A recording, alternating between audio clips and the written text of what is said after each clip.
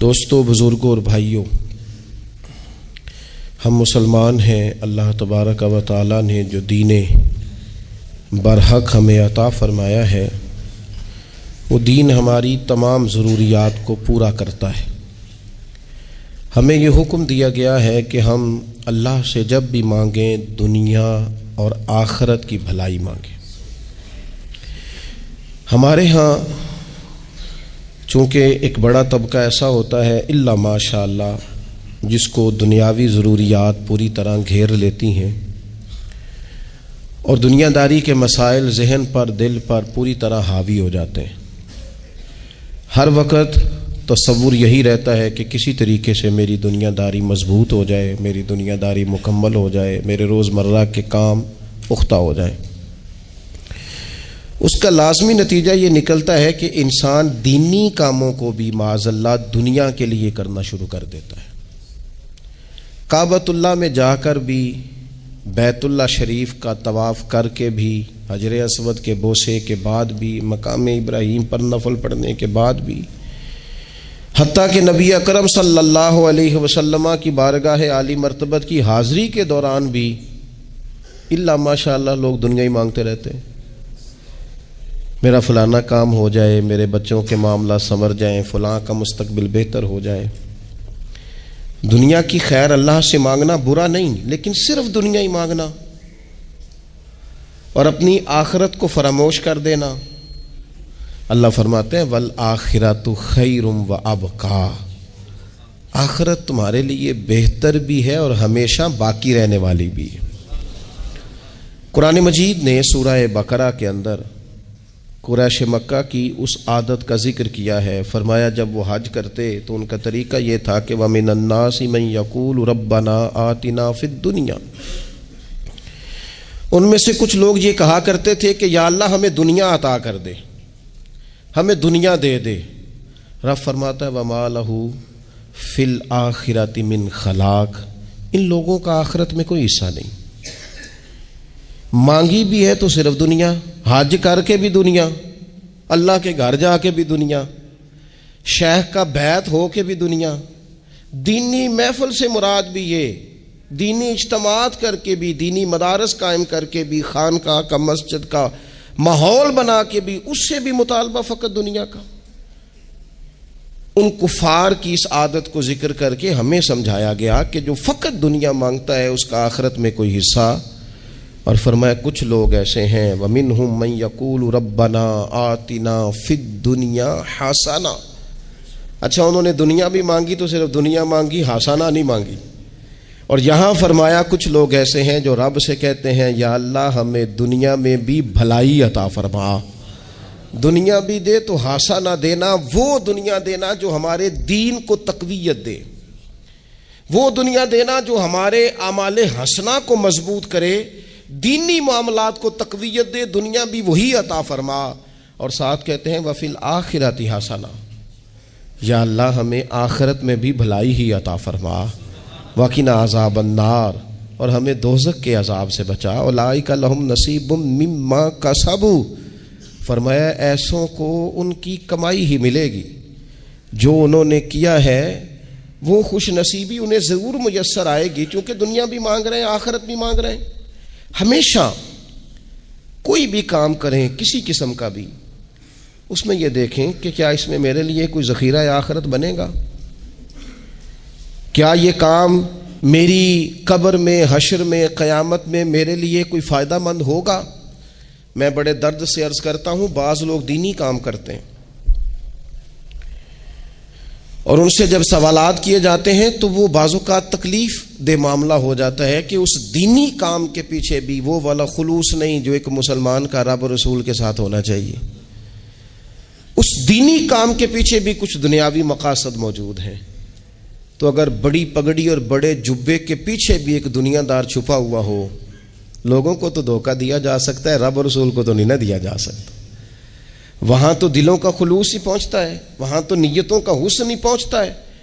تو اللہ تبارک و تعالیٰ سے جب بھی سوال کیا جائے دنیا اور آخرت کی بہتری کا سوال کیا جائے۔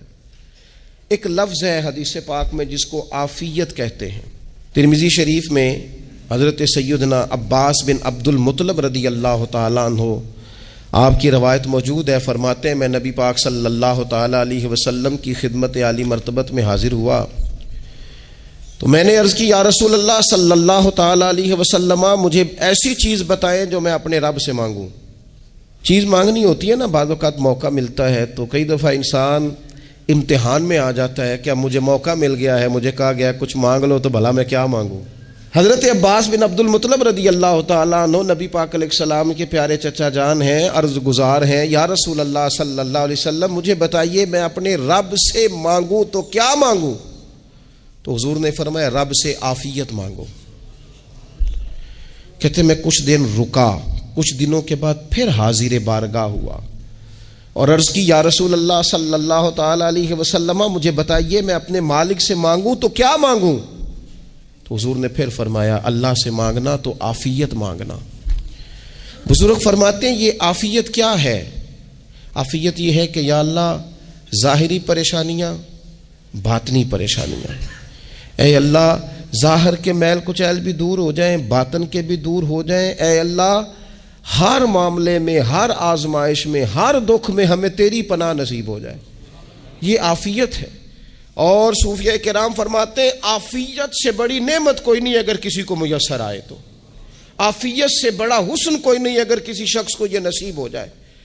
اور ایک اللہ والے نے تو ایک اور بڑا خوبصورت ترجمہ یہاں کیا ہے، وہ کہتے ہیں عافیت کا مطلب ہے دل کا قرار، عافیت کا مطلب ہے باطن کا سکون، عافیت کا مطلب ہے انسان کے مزاج کا حوصلہ، ٹھنڈک، بردباری۔ اس بندے کو عافیت نصیب ہو جاتی ہے گویا اللہ اسے سکون کی دولت عطا فرما دیتا ہے، تھوڑے پیسوں میں بھی سکون، بغیر شہرت کے بھی سکون، کوئی بات مان لے تب بھی سکون، کوئی دھتکار دے پھر بھی سکون، لوگوں کی گڈ بک میں ہو پھر بھی سکون، اور اگر لوگ سارے مخالفت میں آ جائیں تو چونکہ اللہ نے عافیت دی ہے پھر بھی سکون۔ اللہ تعالیٰ نے ان لوگوں کو قرار کی دولت، اللہ سے عافیت مانگی جائے، اس میں دنیا کی بھی بھلائی شامل ہے، آخرت کی بھی بھلائی شامل۔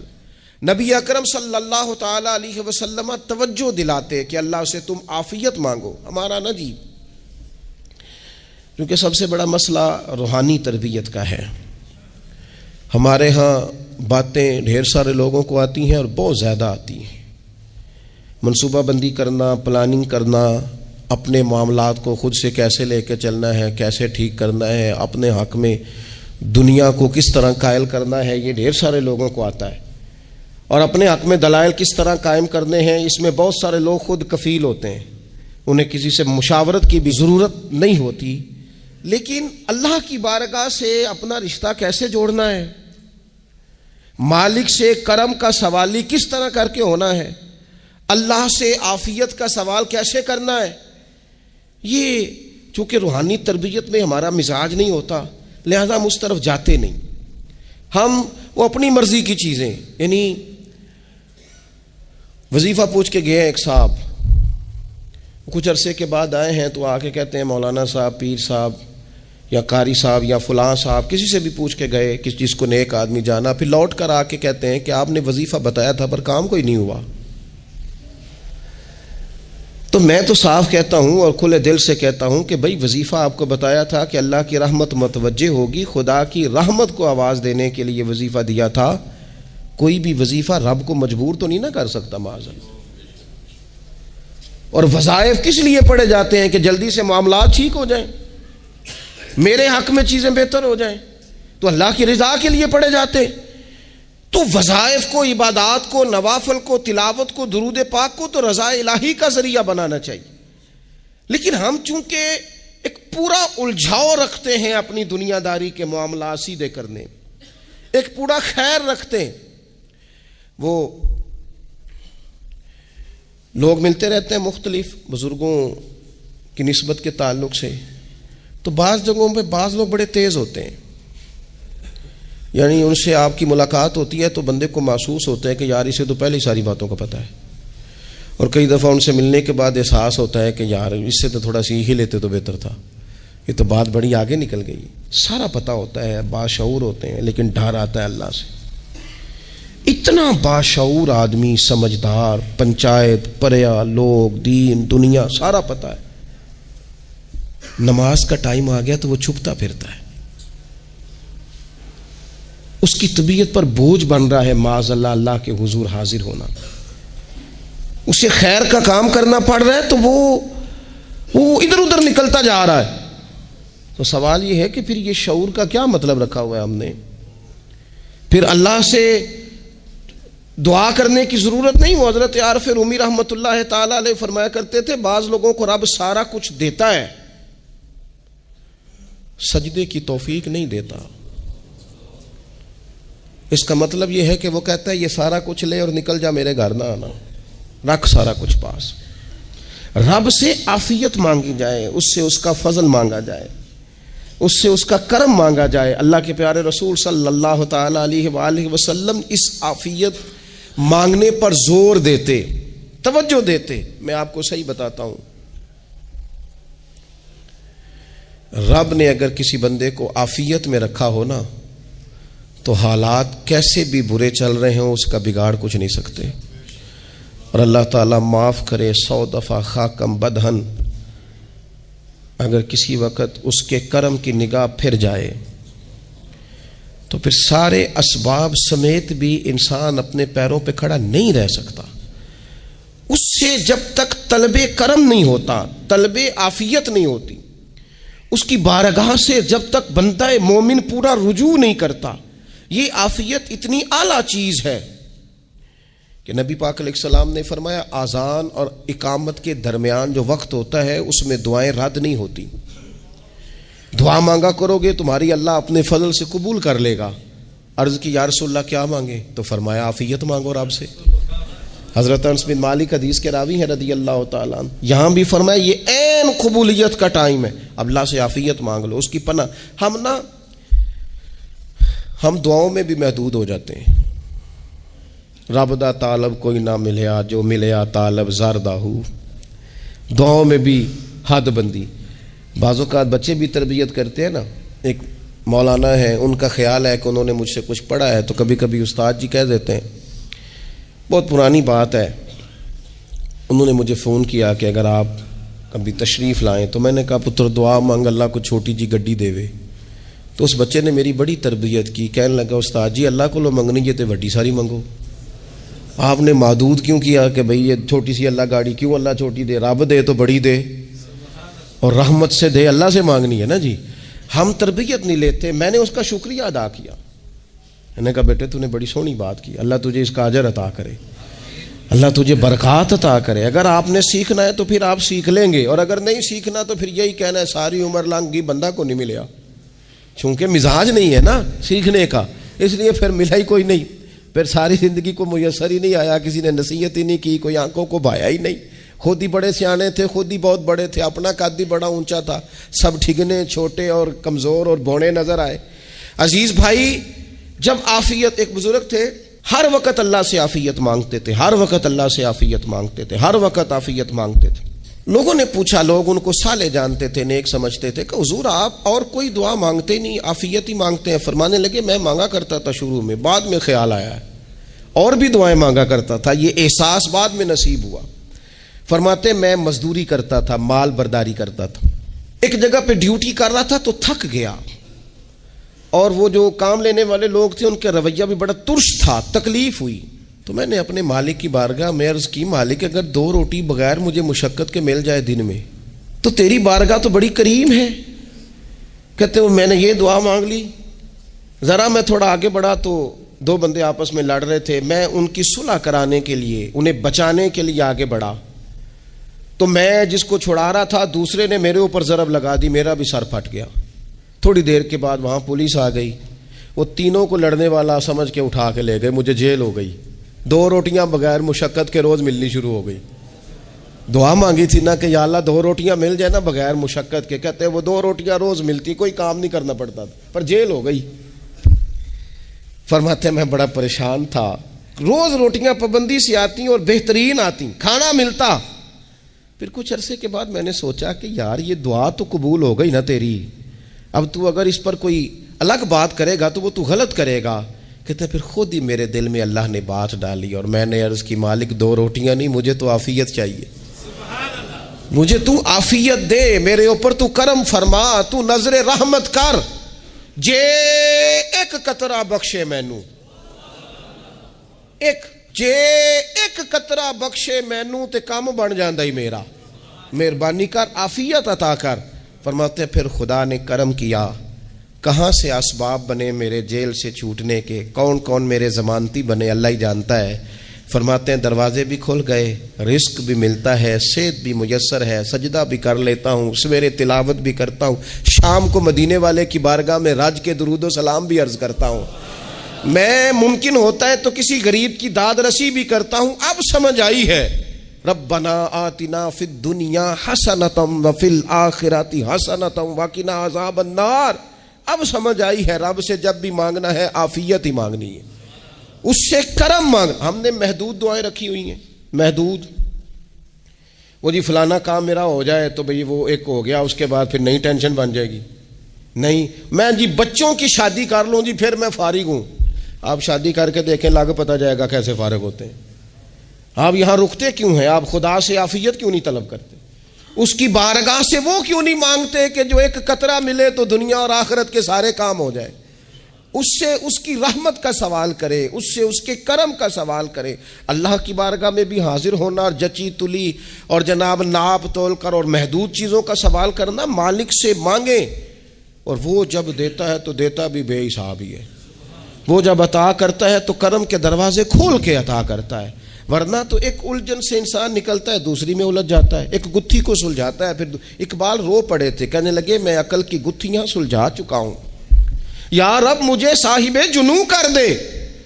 اللہ یہ بڑا میں نے ہیر پھیر دیکھ لیا، مجھے دیوانہ بنا، اب مجھے جنون ہو، اب میں کسی کے لیے رویا کروں، اب میں کسی کی یاد میں تڑپا کروں، اب میں رات کسی کے لیے میری آنکھیں بیدار رہیں۔ یہ بڑی ہو گئی دنیا داری، عقل کی گتھی حالانکہ نہیں سلجھتی، پر اقبال کہتے ہیں عقل کی گتھیاں سلجھا چکا ہوں، یا رب مجھے صاحب جنوں کر دے۔ اور پھر کہنے لگے بجھی عشق کی آگ اندھیر ہے، اب یہ مسلمان نہیں، یہ خاک کا ڈھیر ہے، تو مٹی بن کے رہ گیا۔ کیا کہاں اپنی ساری توجہات کا قبلہ کس چیز کو؟ میرے عزیزو اللہ سے عافیت۔ نبی پاک علیہ الصلوۃ والسلام نے ایک شخص سے پوچھا کیا دعا مانگ رہے ہو؟ تو اس نے کہا یا رسول اللہ میں اللہ کی بارگاہ میں صبر کا سوال کر رہا ہوں۔ تو حضور فرمانے لگے صبر تو مصیبت پر ہوتا ہے۔ یا رسول اللہ پھر کیا مانگوں؟ آپ ان جملوں اور لفظوں کی گہرائی کو سمجھیں، صبر کے لیے تو پہلے مصیبت آئے گی پھر صبر آئے گا۔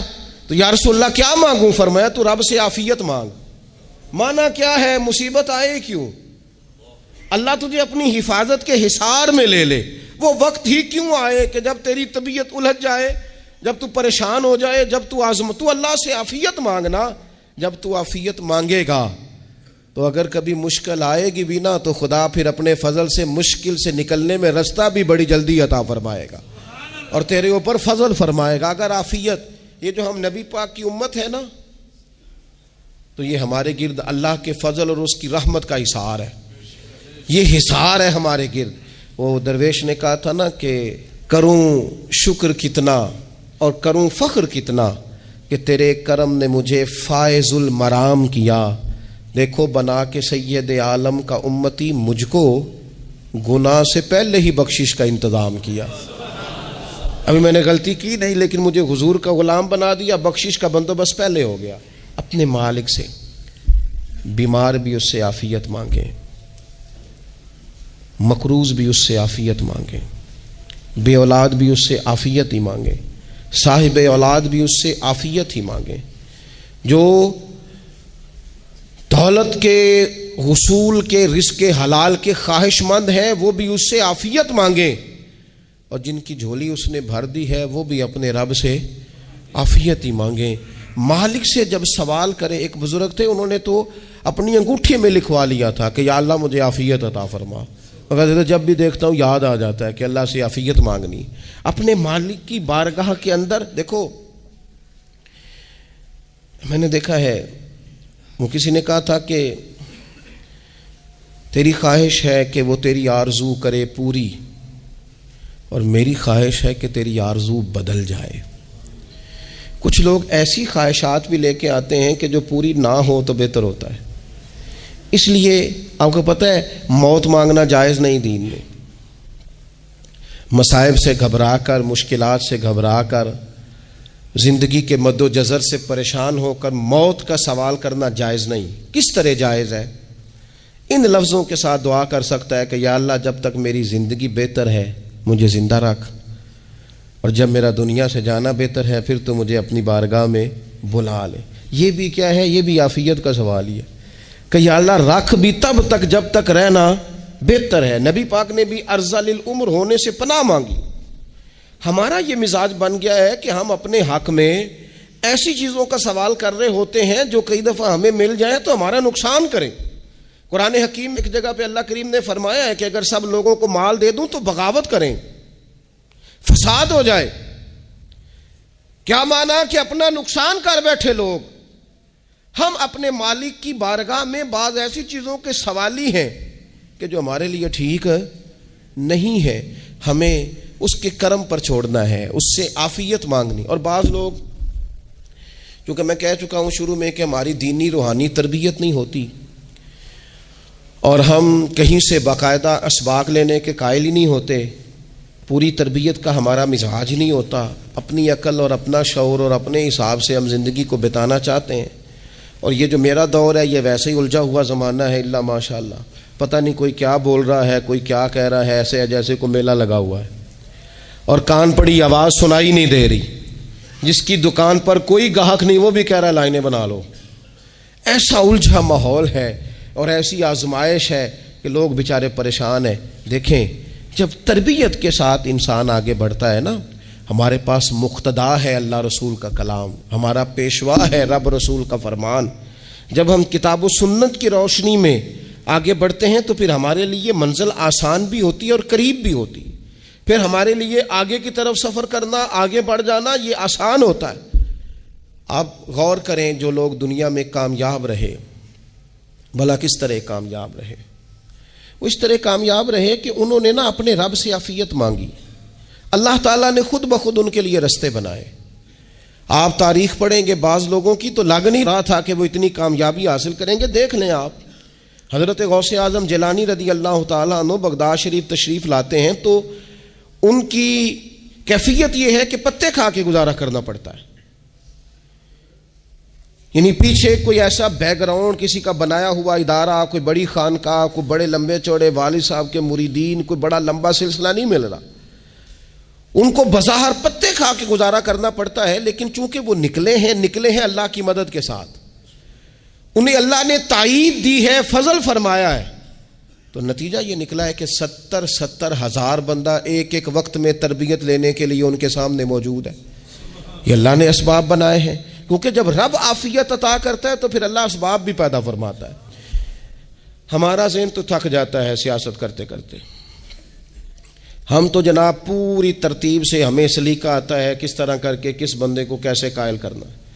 پورے طور پر ہم وہ ساری زندگی سیاست کرتے رہتے ہیں. وہ خاندانوں میں بھی چلتی ہے، گلی محلے میں بھی چلتی ہے، دوستوں میں بھی چلتی ہے، اور بعد میں پتہ چلتا ہے کہ یہ پتے کھیل کون رہا تھا. اصل میں صلح کرانے والا تھا کہ لڑائی کرانے والا تھا. یہ سب کا خیر خواہ تھا، یہ سب کی ذہن کے اندر فطور کی آمیزش ہی اس شخص کی وجہ سے تھی. ہم چونکہ وہ خاص عافیت اللہ سے نہیں مانگتے، ہماری مخصوص سیاست ہوتی ہے سبھی کو راضی رکھو. اس کا نتیجہ یہ نکلتا ہے کہ ایک ٹائم آتا ہے کوئی بھی راضی نہیں رہتا. ہم اگر اپنے مالک کی طرف رجحان کریں اور اللہ نے جو ہمیں شعور دیا ہے اس شعور کو لے کر اللہ کی بارگاہ کی طرف بڑھیں. آپ یقین کریں اعلیٰ حضرت بریلوی رحمۃ اللہ علیہ کی کتابیں ہیں، ایک ایک کتاب پر پی ایچ ڈی ہو رہی ہے، اور انہوں نے 150 سال پہلے بیٹھ کر جو کچھ لکھا تھا بھائی نہیں لفظ بلفظ اس کی ضرورت آج محسوس ہو رہی ہے اور آنے والے وقت میں بڑھ رہی ہے. لیکن ان کے پاس کوئی ٹیم نہیں تھی، 50 لوگ نہیں تھے جو ان کے پاس بیٹھ کے لکھواتے، اپنا پریس نہیں تھا، ایسے لوگ نہیں تھے کہ جن کو پتا ہوتا کہ کتاب ہم کل چھاپیں گے اور اتنے فیصد یہ مارکیٹ میں نکل بھی جائے گی. ایسا کچھ نہیں تھا. کیا تھا؟ اللہ کی مدد ساتھ تھی، تائید ایزوی ساتھ تھی، اللہ نے اپنی عافیت میں رکھا تھا. وہ قرآن مجید کی آیت کا ترجمہ کرتے ہیں نا اعلیٰ حضرت اہدنا الصراط المستقیم، یا اللہ ہمیں سیدھی راہ پہ چلا. بہت سارے مفسرین نے کہا اے اللہ ہمیں سیدھا راستہ دکھا، فرماتے ہیں اے اللہ ہمیں سیدھی راہ پر چلا۔